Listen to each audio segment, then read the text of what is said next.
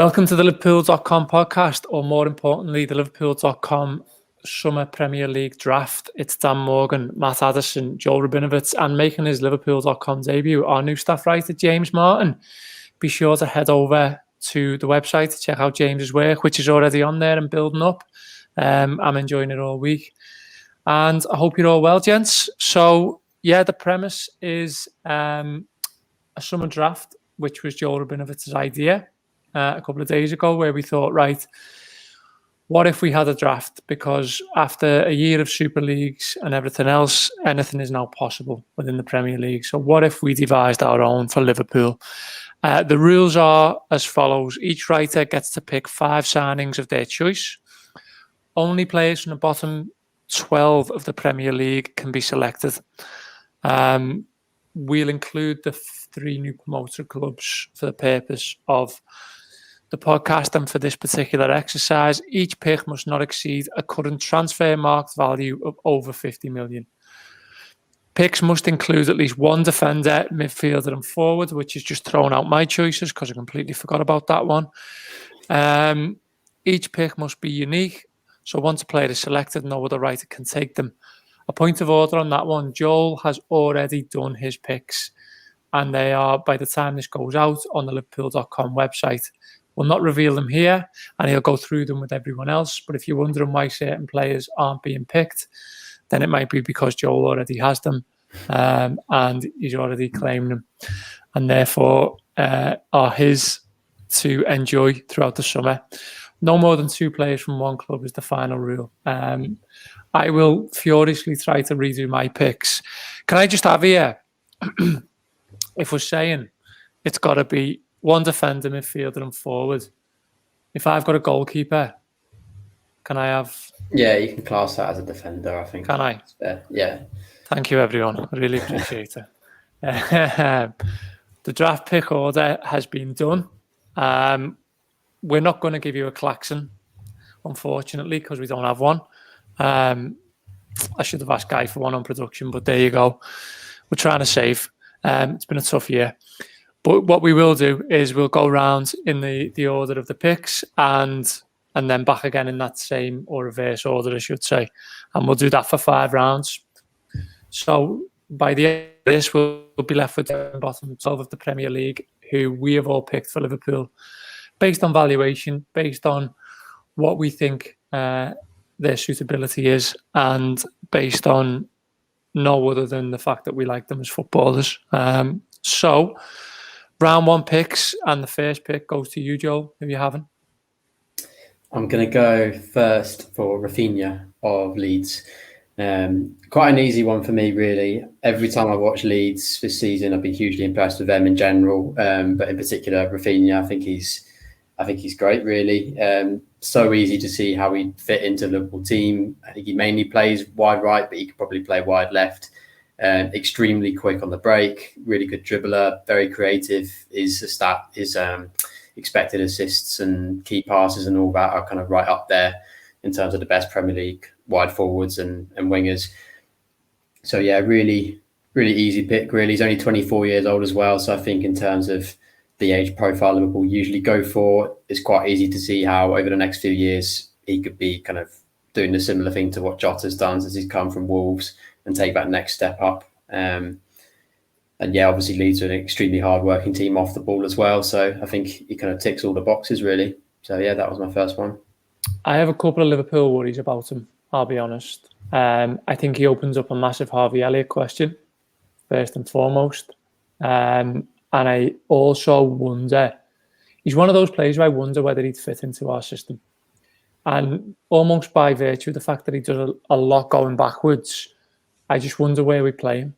I don't know whether he would suit us to sort of Salah understudy, because he plays on the right for Leeds quite a lot.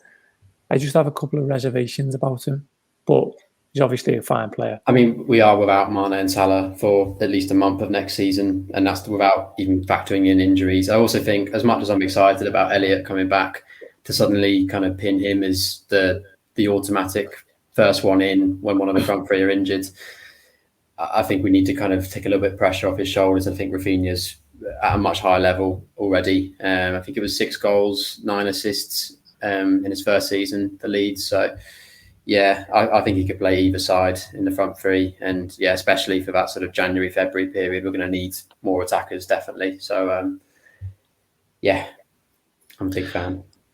Harvey Elliott is winning the Ballon d'Or in the next 2 years, Joel, just so you know. Matt, you're next up. Who are you having?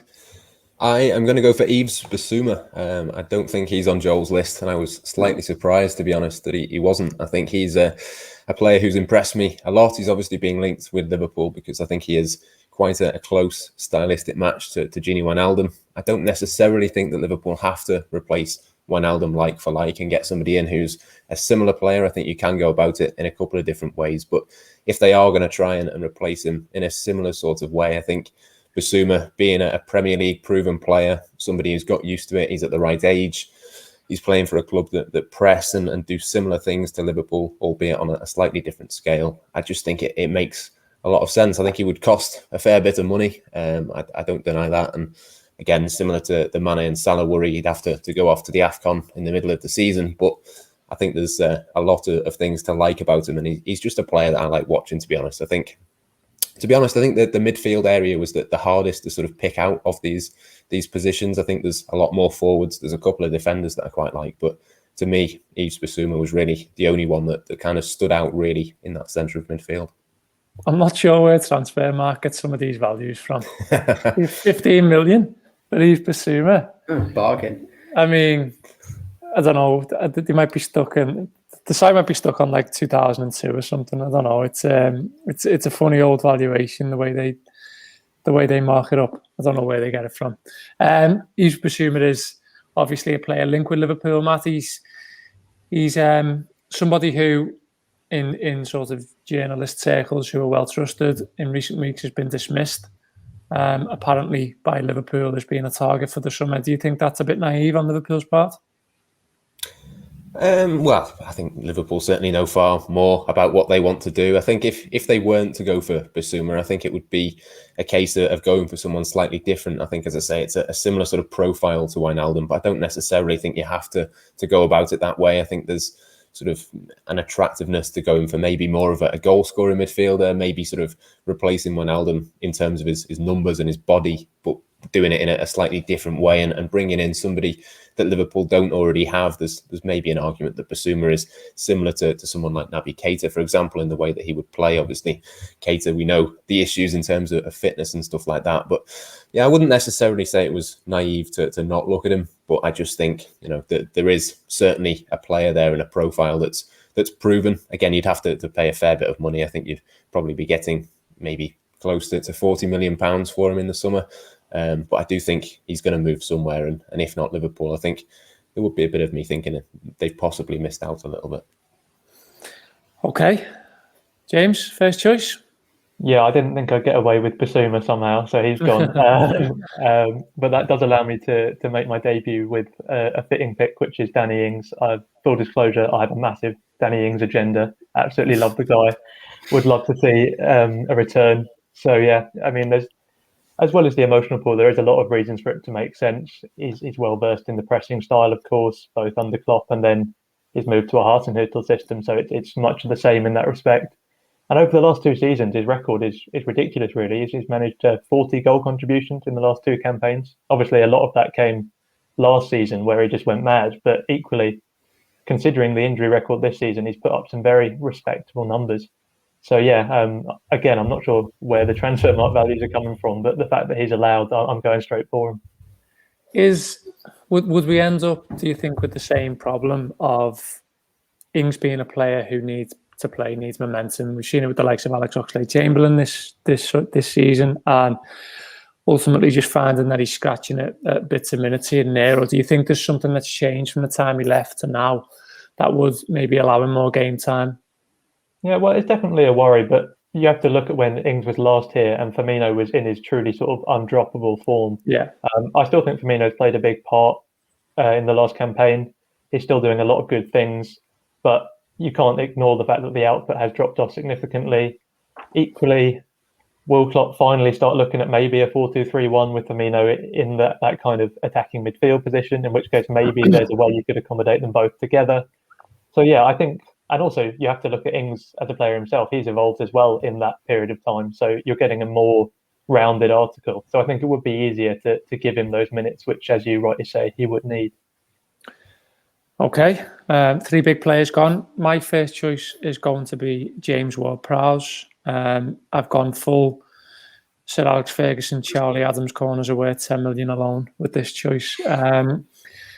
His numbers from delivery, from set pieces, from progressive passes are just ridiculous. And I think there's every chance that the likes of Shaqiri leaves the summer, maybe 1 or 2 more. And I think we might just have room for a Ward-Prowse type player in the squad who can deliver on that sense. I mean, I think it's worth noting as well just how much Liverpool have missed their threat from set pieces this season. And if they are to bring in Konate, if they are to get Virgil van Dijk back, if they're to get that threat back, I think a player like him, as what I would call a de facto sort of Shaqiri replacement, I would have no problem with at all. He's valued at 27 million on Transfermarkt. He's staggeringly only 25 years of age. He is a player who I have seen since around 2002. I'm sure I've seen him on 1990s versions of the Premier League years. He's been around that long, seemingly. But he is available, and he is someone who I've taken from Southampton. So I'll just make a note of that. And then in reverse order, it's back to me. And I'm going to go with what might be seen as a slightly controversial choice of Nick Pope for 13 million. I think it's an absolute no-brainer.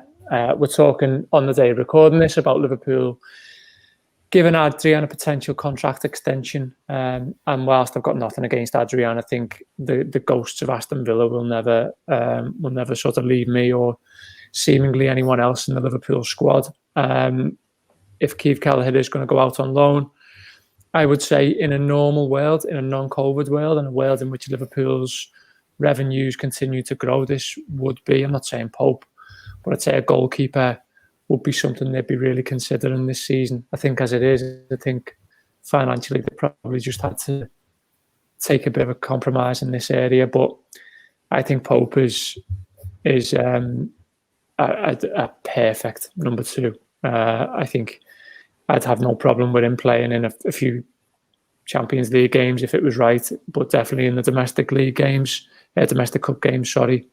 And I'd have no problem with him if Addison, who is susceptible to the unlock, let's not forget, was ever out. So I'm going to take Nick Pope for 13 million. Back to you, James, for your second pick. Yeah, I have a feeling I'm going to be leaning heavily on my sort of reserve list here because I have Pope jotted down as well. I like that pick a lot. I think with him as well, there's just that fact that he's got that kind of elite club profile, even though he's playing at Burnley. Like his starting positions are high. He's good with the ball at his feet. So yeah, I like that pick a lot. But I can't have him, so I will go for Luke Ayling as my defensive pick from Leeds. Trent cover is basically the thinking here. He's a more defensive option than Alexander-Arnold, but the fact that he's not really had that many attacking returns is more just the fact that players haven't finished them off rather than him not putting in the balls. The expected assist numbers are perfectly respectable. Obviously, he wouldn't really be pushing for a place ahead of Trent, but it's a danger area. I mean, we've seen with him picking up the knock for England, it just brings it home that we could really do with another out-and-out right-back as cover in the squad. And Luke Ayling, for me, would be a good stylistic fit. Luke Ayling, a really good shout. Progressive carries I noticed before, which was something he was really high on. I think he was the top in the Premier League this season. So, I think that's a massive attribute that Liverpool would ordinarily look for. I mean, given what I just said about Pope and whether Liverpool might have to make some compromises this summer, do you think a right back will be on the agenda for them, or a replacement / cover right back? It's not going to be high up the priority list. I think you're probably right. I suppose you'll be looking at the severity of the Alexander-Arnold injury. Hopefully it doesn't necessitate diving into the market, but yeah, I think if there's a budget option who ticks a lot of boxes, then I think it's the sort of thing that Michael Edwards will be looking at. But no, I don't necessarily expect it this summer. But it's a draft, so I'm taking him. Absolutely. Matt, over to you. Yeah, again, similar to Bissouma, I can't believe that this player hasn't come out yet, but I'm going to go for Pedro Neto. I think is a wonderful player. Similar sort of thing to Diogo Jota last summer.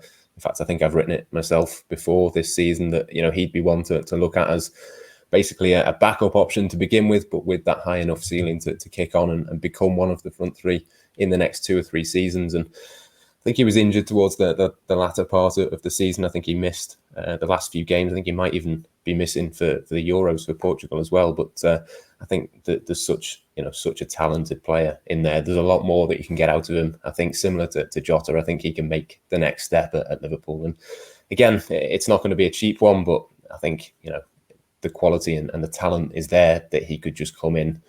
And you could easily see him coming in to replace a Shaqiri or an Origi, and instantly it's just a huge upgrade for me.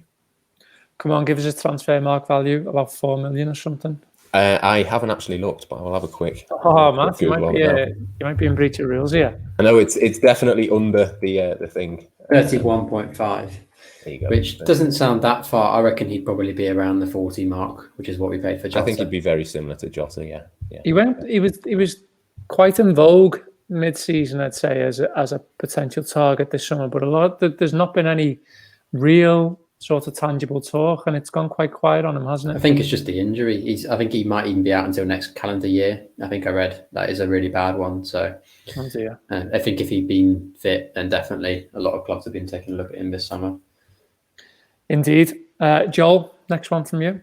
Yeah. So, I'm looking at Liverpool's front three, and I've already picked Raphinha, who was my kind of exciting pick, player I most enjoyed watching from sort of that part of the league in the season just gone.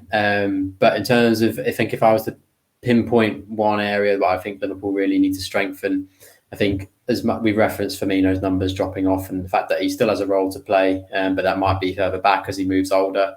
And I know he ended up on 9 goals in the end, which is not too bad, but he did go through a run of around close to 20 games without scoring at some point, which for a centre forward is an issue. I think Jota can do a job through the middle in certain games, but it all feels a little bit samey when you got him and Mane and Salah, and they'll make similar kinds of movements. So I look for kind of a centre forward really, and I've gone for Watkins, is the one who stood out. I think he's just been fantastic really since he's come to Villa. His movement is brilliant. He's kind of he's an all-round forward. I think he used to play as a bit of a winger as well. So he's very good on the ball, good dribbler, but he makes runs in behind, extremely hard-working. He comes out really high on kind of tackles in the final third and pressures as well. And I think he obviously helps the homegrown quota. He's around 25, 26, so sort of just coming into his prime. And I think I'm right in saying he started every single game for Villa last season, or if not, he missed maybe one. But he basically didn't get injured and played 90 minutes in almost all of them. And he ends up on 16 goals, all comps, 14 in the league, which is pretty good going, and probably would expect that to increase next season. So, I think Liverpool could do with a little bit more of an orthodox focal point for certain games next season. And from all the strikers kind of in the league, I think for the purposes of this, he stood out. Has he been different to what you thought he would be in his first season of the Premier League? He almost looks like he's become more physical at Villa, which is a funny thing considering he played so long in the Championship.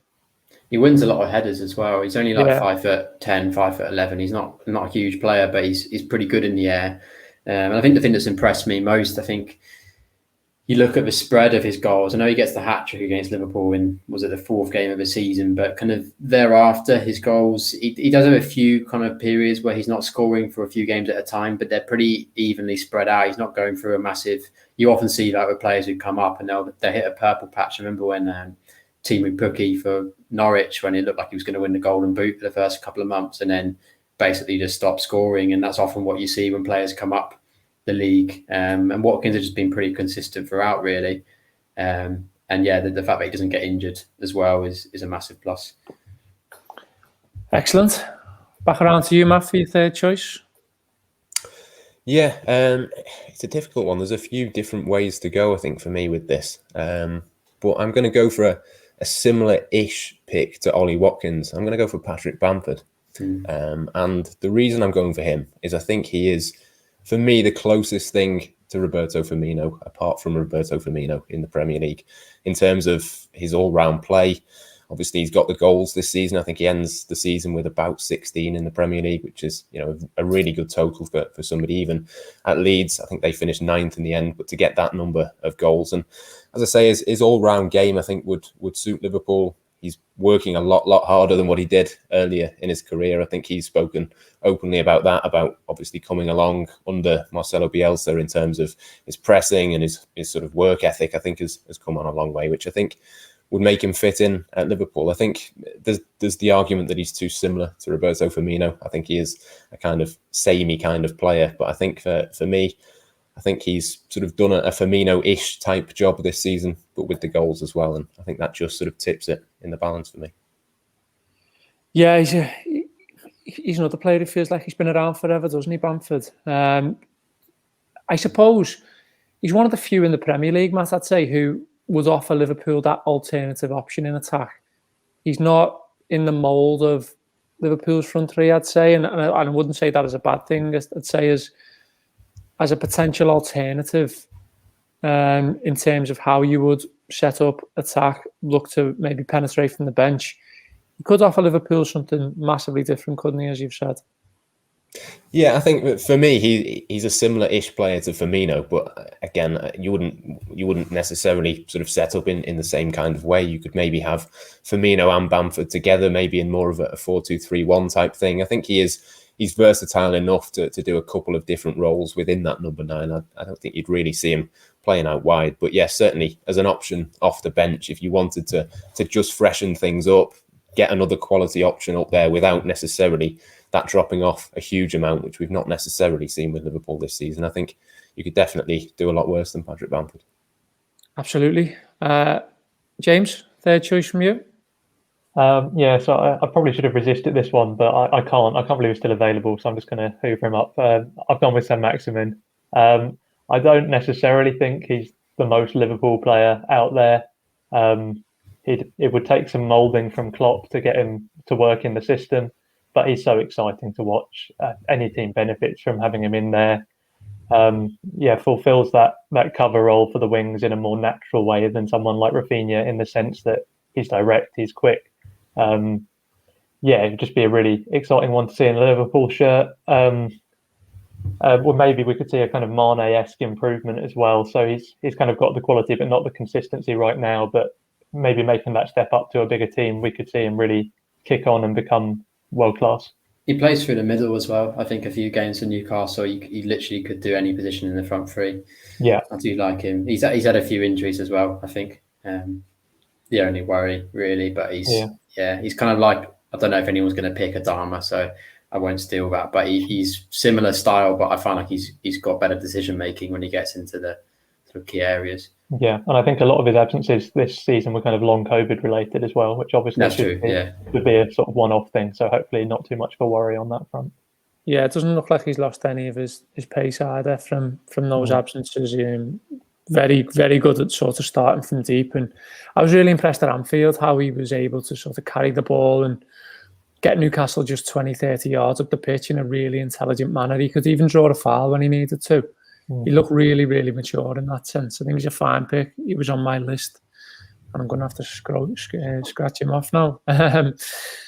Right, my next pick, similar to you guys, I'm not sure how he's still on here, but I'm going to take him. It's Ben White. Toss up between Ben White and Ben Godfrey, to be honest. I've been really impressed by Godfrey, but I think White just is slightly ahead of him in terms of passing, in terms of his passing ability and his penetration. And I think with White, I think he potentially solves a little bit of right back for you if you need to.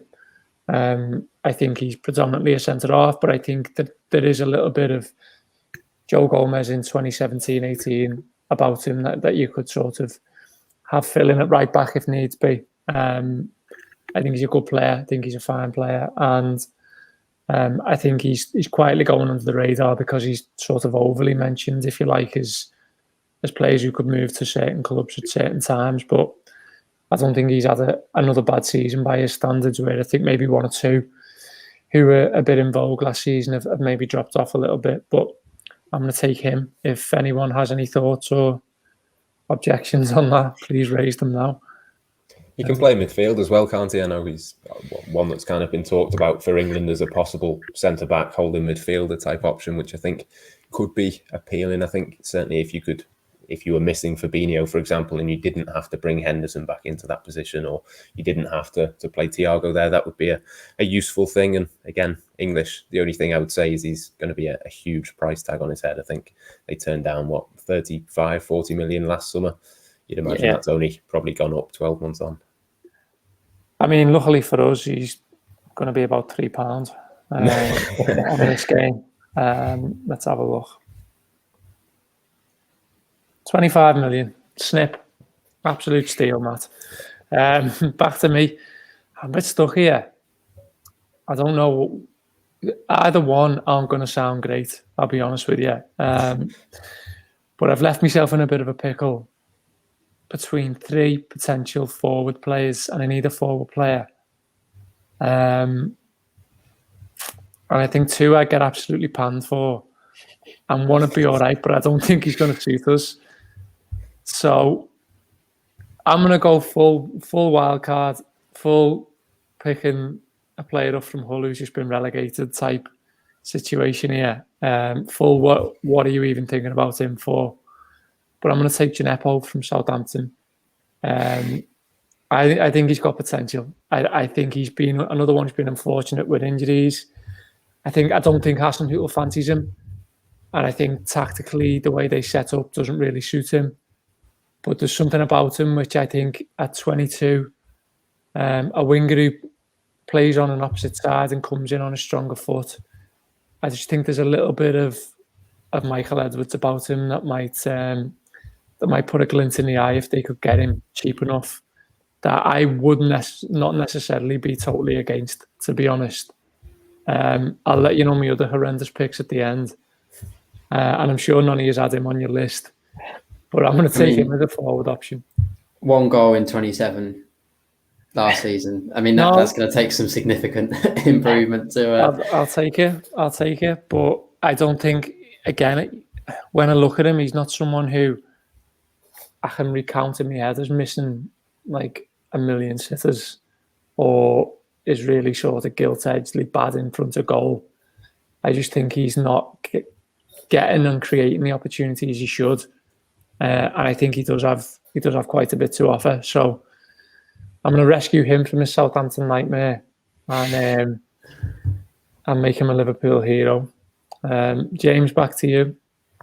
Yeah, I mean, I'm in a similar position, but with midfielders, sort of left scraping the barrel because I've seen Bissouma and then Ward-Prowse pass me by. So, but I still need one. So my third choice was John McGinn from Villa. Again, I'm not sure I'll have too much competition for him, but I do like him. Decent age profile, very similar to Ward-Prowse in that respect.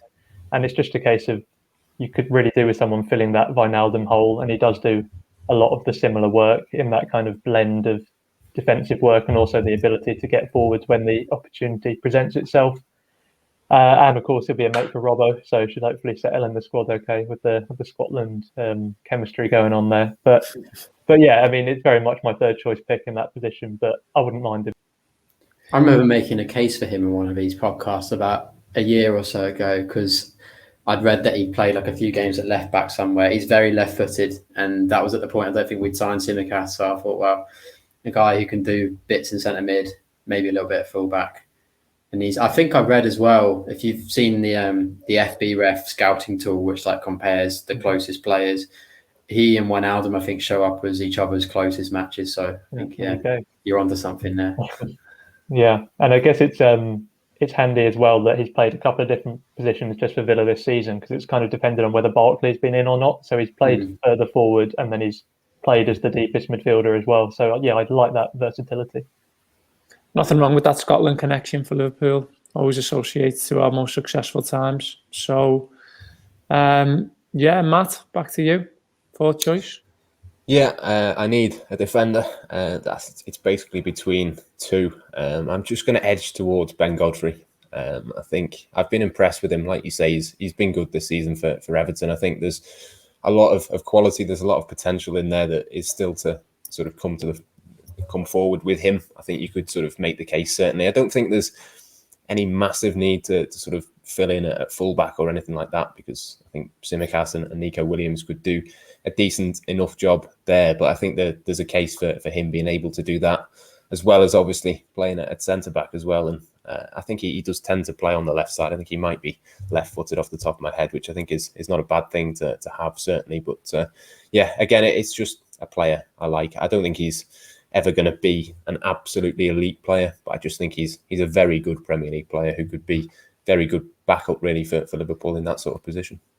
Understated, I think, how good a season he's had as a debut season. You know, there was a lot of chat about Jamal Lewis and Max Addins last season from Norwich, and Godfrey just gets snipped up by Everton for 25 million, I think it was, and he's been very, very impressive. And I think the other thing as well, okay, it was only a year, but you know, a year with a coach who's defensively as shrewd as Carlo Ancelotti is going to do him no harm in his career, Matt, is it?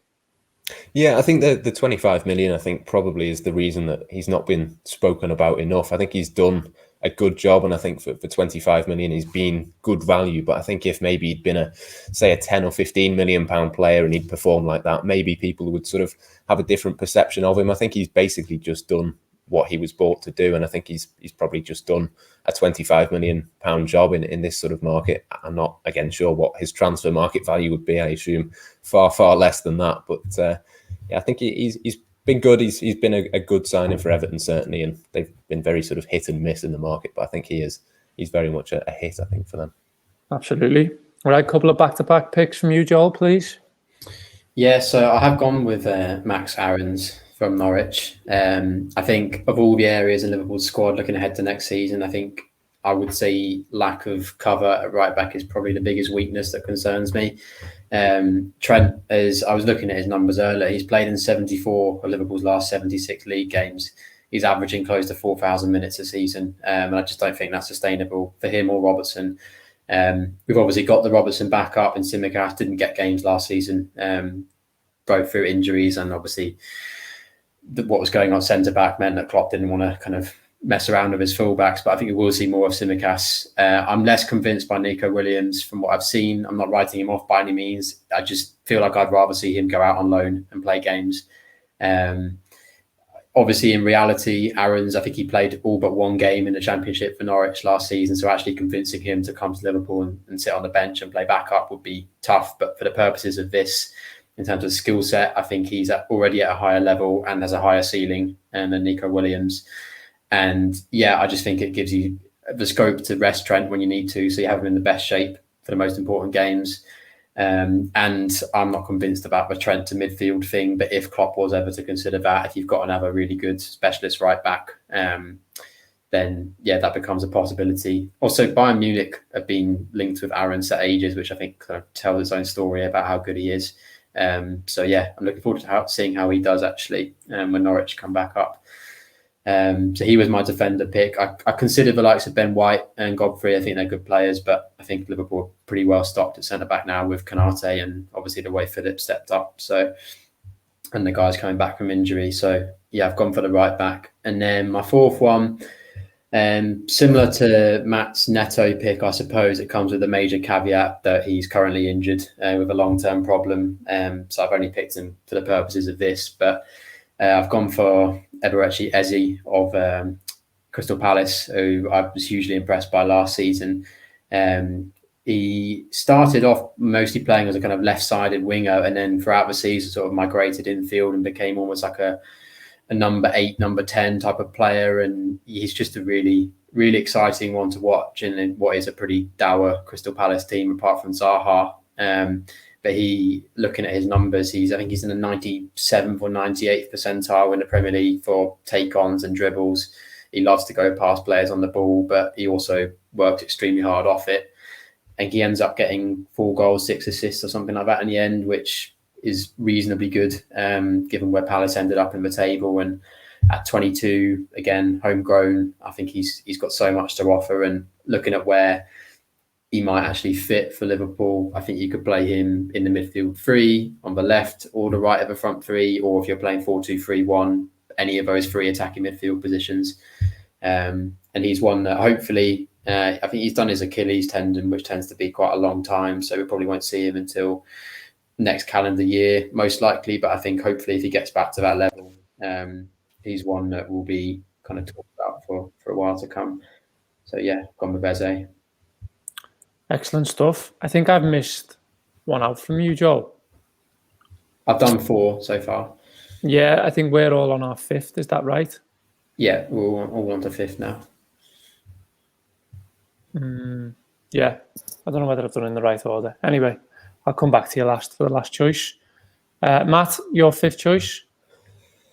Yeah, there's still a few that I'd be interested by. I won't give away all of the names just in case anybody else is going to pick them. But it's quite a tough one for me to sort of choose here.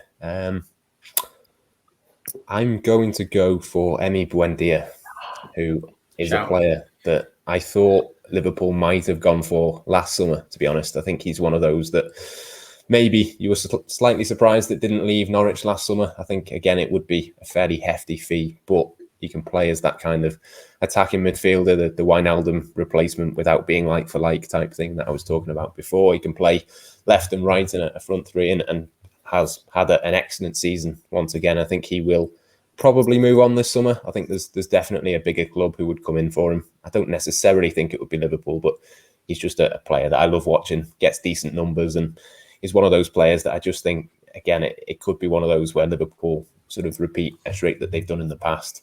Gone for a player that sort of has gone down, maybe isn't a much fancied one, maybe isn't one that's going to be linked with loads and loads of clubs. But I just think there's something there that I think Jurgen Klopp could work with, and I think there's certainly something different in Buendia that Liverpool don't already have in the players that they've got. Great shout. I'd forgotten about him, to be honest. How old is he now, Buendia? 25-ish, I think. Let me have a quick look. 24, so not 25 until December. Born on Christmas Day, in fact. But yeah. There's good reasons I need to get him in. James, your last choice. Yeah, I had Buendia jotted down as well because I felt like I had to go through all of the problem areas with the first 4 picks, the ones where they really needed to strengthen. So now the 5th one was going to be the luxury pick, and I was going to go with Buendia. But yeah, so I like that pick. But along similar lines, just a kind of fun player who, has the really high ceiling, so worth getting in. I've also looked at the teams coming up, and I've gone with Ismaila Sarr. Obviously, he was linked heavily last summer. Had another fairly solid season in the Championship. Perhaps didn't rip it up as much as I'd expected. It felt like he might be a bit of a cheat code in the Championship, but it's still built on his Premier League season. And that definitely feels like one where when you make the step up to a bigger team, he could just sort of explode. Stylistically, not far off the likes of Mane. I just really enjoy seeing him in a Klopp team. If he was willing to play as sort of second fiddle to the existing front 3, then it could be a really dangerous option. Why do you think he didn't move last season? And probably same question could apply to Buendia, but do you think it was more to do with the situation or the uncertainty around values? Why did you think he stayed where he was and no one took a punt on him?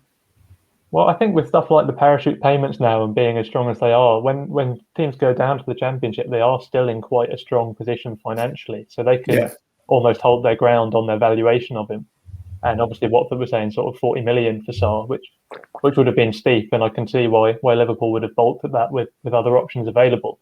But yeah, so I don't think a season in the Championship would have done him any harm at all, to be honest. So if anything, it makes him more of an appealing asset come this summer. All right, last one from me. Oh, God. I must have been the only person who watched Moneyball last night in preparation for this, but I thought we were under the impression of, like, in true draft style, we were going to take, young, unfancied quote a sort of a pun of the drafts, college dropout type footballers. So I've gone for Ainsley Maitland-Niles because I think he's a player who quietly we could mould something in a very Michael Edwards. He's seen something we haven't type of way. I think he's a player I've always liked, to be honest. I think he's been around for a bit now, but I remember when Firmino scored a hat-trick against Arsenal at Anfield and he opened the scoring that night, but he never stopped trying. Does this not contravene the rules, Dan? How? He plays for Arsenal. I thought we were all right with sort of where he finished the season at West Brom. Mind you, you've got a point. Three promoted clubs, not the relegated ones. You've got a point. It's okay, yeah. I think that's fair. I think that's fair game. In my defence, I probably just automatically assumed Arsenal finished outside. That's a fair assumption. Okay, he's out the game. I'll stop making a case for him. Although, even that was on a limb, so God knows what you're going to get now. There are some decent players left, actually. I've got 3 left on my list that I think are all right. I'll go for an actual West Brom player in Pereira, who, again against the rules. Oh, is he? Where's he on loan from? He's at West Brom, but we've already done. We're doing players coming up, not players now in the Championship. You can't have relegated players. I thought we could have relegated and teams coming up. Honest to God, your rules here. I'm the one citing them and I can't even... I will let you have it. The purpose is Liverpool picking players from lower clubs. So. Yeah, go on, he's right. I'm having Maitland-Niles then if I can have one. Well, let's go through some of the shouts. Joel, you've got one left. Got one left, yeah. I mean, the one I picked when I did my original selections was Calvin Phillips of Leeds. Again, really surprised nobody's gone for him. Just think really good midfielder. Liverpool need a midfielder this summer. I think the notion that they won't replace the midfielder who's played more games than anyone else over the last 5 years and rely on Jones being now the Wijnaldum replacement, having replaced Lallana and hoping that Oxlade-Chamberlain and Keita somehow fill the void, I think is just shows that lessons wouldn't have been learned from last season. So I think, buying a midfielder is a no-brainer. I think Phillips, he's just been really good for Leeds. He plays mostly as a holding midfielder, but I think he's pretty good on the ball as well in terms of his passing and everything else under pressure.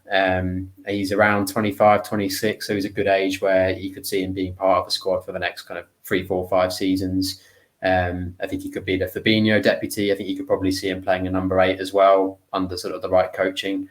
So he was just a pretty easy choice. And now we've got to the end, I suppose, mention a couple of other names that just kind of crossed my mind. One of which is Douglas Louise of Aston Villa. I was surprised nobody went for him. I think Man City have an option to buy him back for a certain amount of money. I don't know what that is, but he's one who I think, if you're looking at sort of good Fabinho, Henderson kind of stand-ins, it wouldn't necessarily cost a fortune, although, again, I don't know what his buy clause for City is. But again, he's at a good age. 25 million, it looks like. 25 million, again, that's pretty reasonable for a player of his quality. He was one. No one's gone for Adama Traore, which is slightly surprising, maybe, given that we've got Sir Maximin and players like that in there. And then just to mention one more who I'd written down was Tariq Lampty as well from Brighton. And everyone seems to have forgotten because he got injured and missed the second half of the season. But in the first few months of the season, he was unbelievable. One of the most exciting players in the league. Playing right back, which, as I've said, is an area I'd like Liverpool to have a look at. And I think you'd probably see him doing a job on the left if you needed him to, if you weren't satisfied with Tsimikas. So, Lamptey was one I thought someone might pick. But, yeah, Lamptey was on my list. Throw a couple of other names you said, guys. Throw them forward. Yeah, go on, James. Go on. Oh, cheers. So I had Dwight McNeil from Burnley jotted down. Yeah, Dwight McNeil jotted down. Yeah. I saw a couple of shouts earlier that he could do a job at fullback, which I think would be an interesting one to watch. I could see that kind of being moulded by Klopp, but even then his more orthodox position further forward, he's looked very dangerous. Stood out in a fairly defensive team, which is always a good sign. almost like Shaqiri-esque when he was carrying Stoke. So yeah, I could see that being a good one. The crossing is so good, which is obviously useful for the way Liverpool play. Just to mention Will Zaha, just because I feel bad for him that we've done this whole thing and no one's brought him up. But I wouldn't love him at Liverpool, but the fact that we've gone through a whole draft and not picked one of the standouts from the lower end of the table for the last few seasons is potentially surprising. So yeah, I'll give him a mention. I think it's his age, isn't it? Really, Zaha buying another front three player who's 29. Given that the current front three are all getting to sort of 29, 30. I think that's the only thing. That's probably what it is. Yeah. I think most of my other potentials have been nabbed by other people, to be honest. So yeah, those are the other two I'd give a shout out to. Okay, Matt, any more from you? Yeah, Ezri Konsa is one that I like a lot. I think he's worth a shout. In midfield, Ruben Neves is one that gets a shout with Liverpool. I think for the Pep Blinders sort of influence, he worked with him, I think, at Porto when he was sort of growing up as a teenager. And I think if he ever does leave Wolves and Liverpool are interested, I think that's one that you could see happening. And just in terms of the forwards, Daniel Pedence is one that I like a lot at Wolves. His numbers are not brilliant. I think it's 3 goals, 2 assists this season, but just in terms of watching him play, his dribbling, his creativity, again, he's one of those that I think finished the season injured, had, I think, 2 or 3 months in the middle of the season where he was injured as well. And I think if that hadn't have been the case, maybe he'd be slightly up on the list as well. Yeah, a couple of names I had written down. I wouldn't be totally against Morgan Gibbs-White. I don't think he's developed as he should have done, but I think there's a player there still. Joe Willock, by the way. 25 shots, 12 on target, 8 goals this season. Not bad, that. Not bad at all. Still Arsenal, though. Yeah, hence me breaking more rules, which I won't do. But a huge thanks to Matt, to Joel, and to James on his first podcast. I hope you've enjoyed it. It's been a lot of fun. It's been the summer draft. Fun. Thank you. Yeah, enjoyed it. Good. And do be sure to check James's writing out on the website, as we say. I'm off to have a big chat with Guy Clark about Ainsley Maitland-Niles. And I'll leave you all until next time on the Liverpool.com podcast. Take care and see you soon.